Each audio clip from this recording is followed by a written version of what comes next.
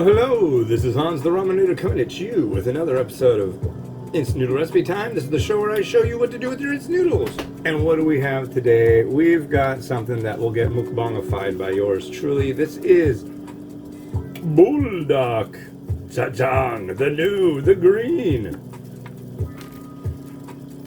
Supplied thanks to the Fat Hipster. The Fat Hipster, look for his channel on YouTube. You will be glad you did, because he's got like stuff, looks at it and tries it and has a reaction to it, and kind of like what I do, but he does. I mainly stick to noodles and noodle-esque things you'll find on the noodle-esque aisle.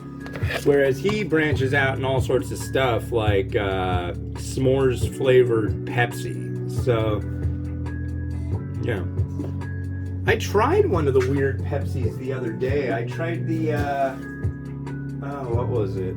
I really need that hot. I don't know. I'll think about it. It was, Peeps. Peeps flavored Pepsi. We kind of had that like vanilla, somebody smoking a cigar or a pipe scent, but infused into that Pepsi.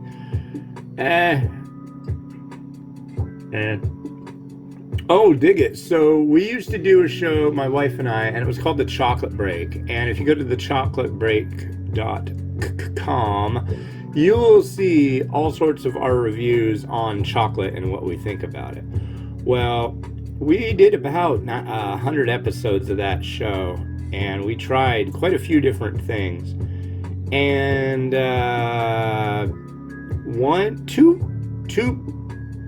two brands in particular stick out as ones that we really didn't like. First off, Russell Stover. Pretty standard, very, and actually that's owned by Lindt. Some of the Lindt stuff's alright, but it's kind of mass-produced. The other one that we really didn't like was Palmer. And Palmer, chocolate coins, hollow chocolate bunnies, you know, all that stuff. Well, apparently in, West Reading, Pennsylvania, I think. Yeah, one of their I think there were 3 factories on their site. I don't know if they had factories elsewhere. I know they had other places where some of their products were produced, but one of them blew up and a couple of people died, and there were more that were not accounted for. So if you're looking for a hollow chocolate bunny, this might be it. You know, I'm sure they have enough assets to rebuild, but that's a big blow to a pretty old company. I'm sorry to hear that. Even if we didn't like your chocolate, you know, you made chocolate, kinda. We became really chocolate snobs doing that, and it's hard not to. Once you try like a huge range of any product, you find the ones that you gravitate towards and the ones you gravitate away from. And we kind of just found certain varieties after trying so many that we used to really like, just to be absolutely subpar. And it's like the more your palate gets to be more discriminating on certain aspects of things. There's like chocolate that'll make the back of your throat burn just a little bit. What's up with that? No, that's not good. But the ones that you can just sit in your mouth and they'll just melt. And then that flavor carries and has different elements. Like, God, what was one that was just absolutely sensational? I think it was a lavender scorpion pepper, like 50% cacao chocolate. And it was very milky, very creamy. It was either lavender or blueberry. And that flavor would just like go, oh, a little bit of a heat. Ah, blueberry. Oh, a little bit of a heat. Nice chocolate, you know. There were ones that had caramel in them. And there were like caramel that's really good, and then caramel that's like not really good. And the really good stuff, we agreed time after time, were ones that were extremely buttery, like really buttery, luxuriant caramel. And stuff that had like a nice texture to it. A little bit of a firmness. Not like watery, not like, I mean, and we did come in contact with such things. You would never think there was such like watery caramel. Yeah. Way too loose. But you don't really want one, at least we didn't want one, that was just like super duper chewy. Didn't like it if it was too soft. We liked the kind of middle of the road that was almost just damn greasy because it was so buttery. And we found some varieties of chocolates, and I'm thinking we should go back and look at everything and do a top 10 chocolates list. I don't know, we did the bulk of that show we did before COVID. So a lot of those companies may not exist anymore because, you know, that was kind of a bit of almost a luxury food. Some of the varieties we had, we got a lot of neat stuff from what do we go to? The Northwest Chocolate Expo. And there were all these tables, they all had samples. Be like, yeah, we're doing this show, you know, we'd love to sample your stuff, you know, on the show. Some of the stuff did well, some of the stuff didn't.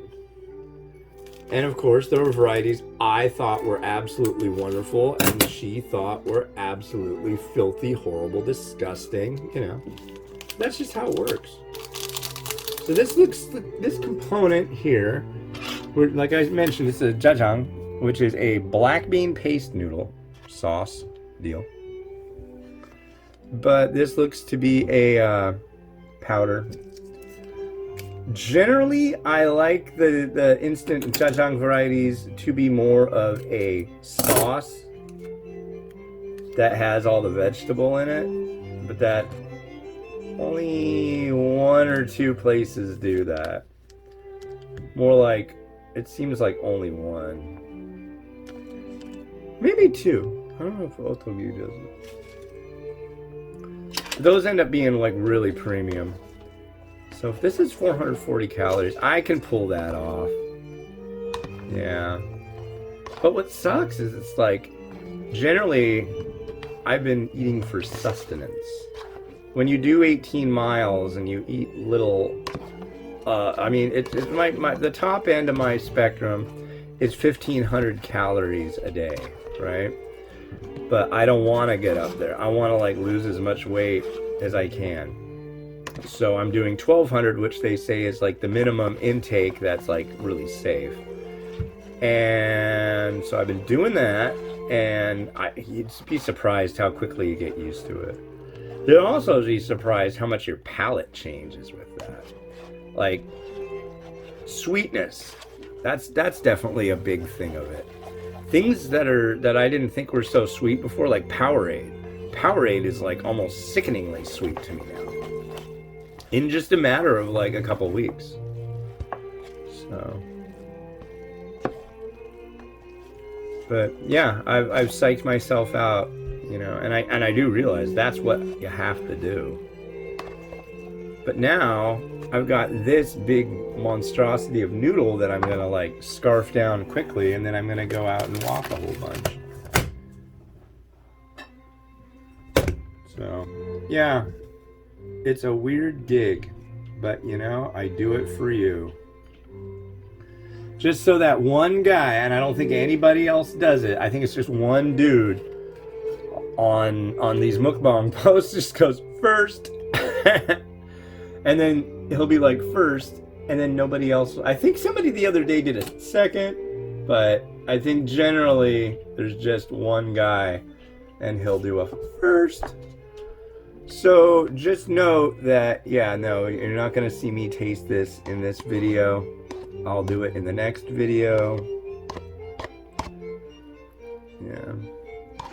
I'll also tell you, the last time I had this variety, it was not this version, and I didn't care for it a whole heck of a lot. I do like Jjajang, but I don't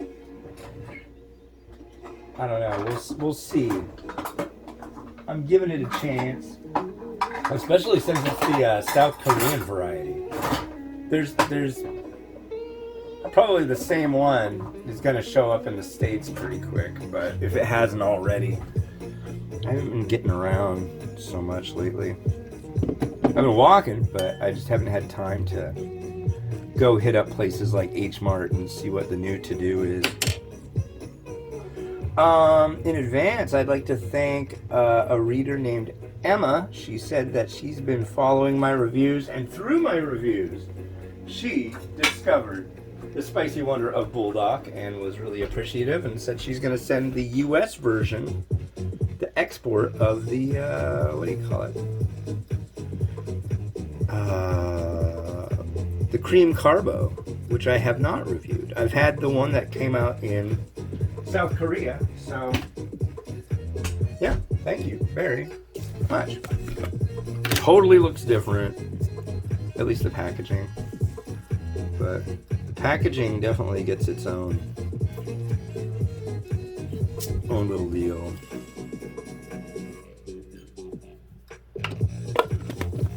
Export version versus local version, I should say that. So here we are, black bean noodle that will get mukbanged up. This will, hold on a second. This will come out mid-August, but it will be on at 1 p.m. for you. And then the mukbang will come out at 2 p.m., the normal standard time that these come out. So enjoy the rotato.